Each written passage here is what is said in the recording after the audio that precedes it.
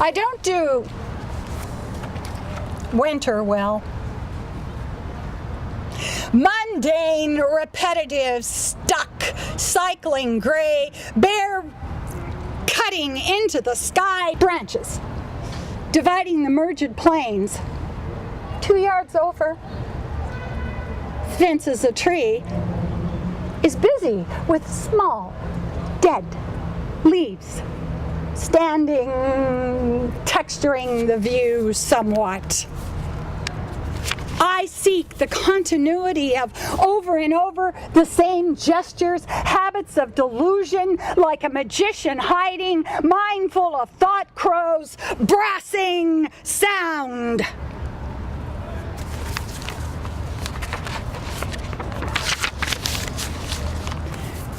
Projection, reflection.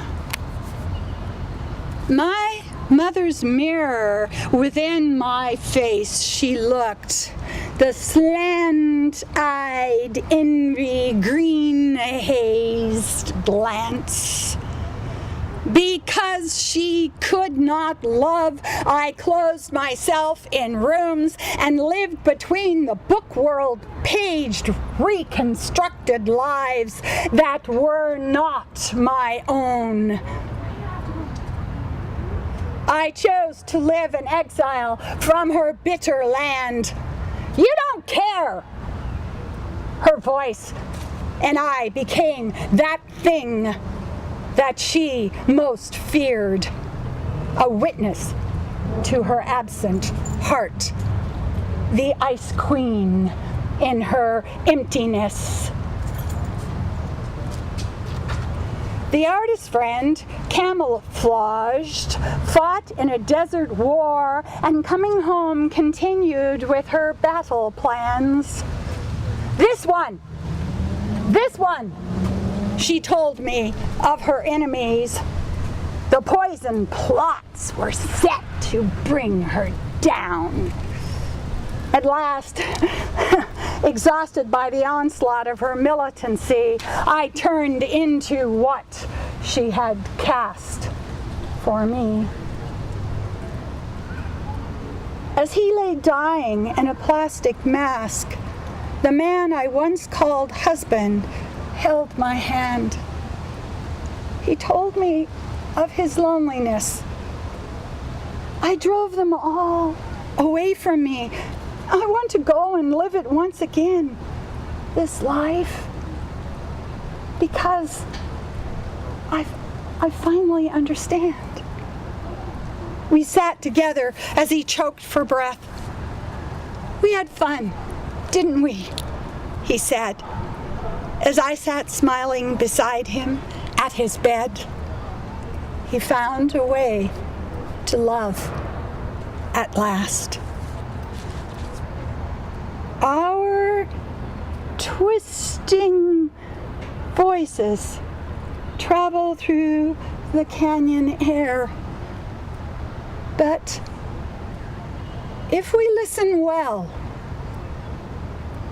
we hear what was first sound.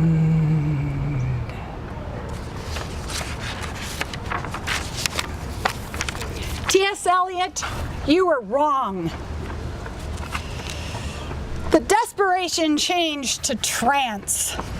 Faces pressed against devices' glass. We are watching with parasite eyes, window screens, movie star, pop star, on trend, up to date, wanting to know who to be. Hollow men and women, empty, clinging to the two-dimensional side of images to point the way. Oh, Eliot, you were in error.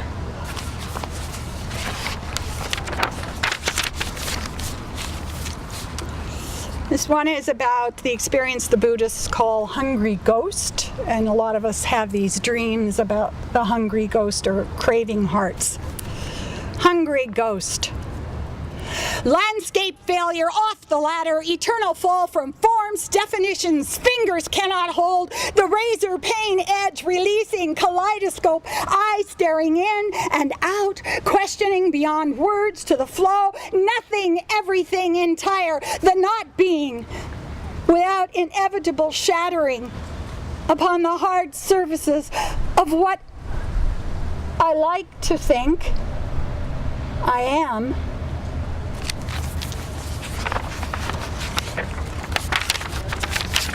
Written for women. Dull weapon against subjection. A shadow veil is pulled, the mask of this lost lottery in the sex alignment war. Those born as women pay the price for peace.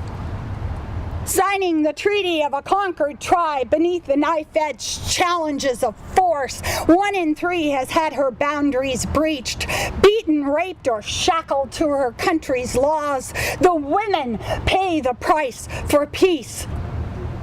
She grows more frequently the food, yet starves at a much greater rate, laying down her right to eat, to pay the price for peace.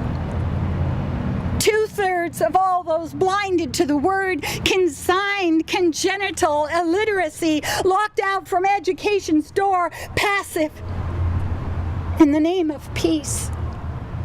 101 males arrive, inheriting the rights to rule, to learn, to lead their family's place. The 100 females birthed are kept so carefully contained, are taught that they can only be heroic by silencing their call for equality, to pay the price for peace.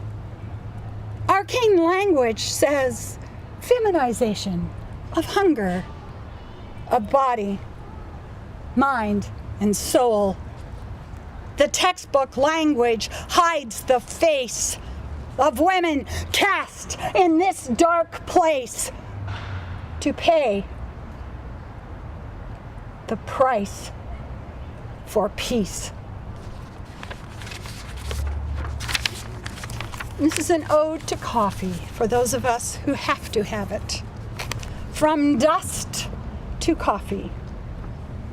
Encircled, holding heated dreams in cupped hands, the bitter china taste of waking across my tongue, lighthouse beam in concentration fog, soggy, hugging the horizon.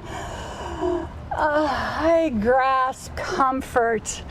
The surface slicked pitch, dark, flickers of luminescent flights of fancy light, brew releasing the heart to find my chest, beating itself alive. Ambitious clearing of the circuits of dreams, velocity, migration swallowed in. I remember who I am.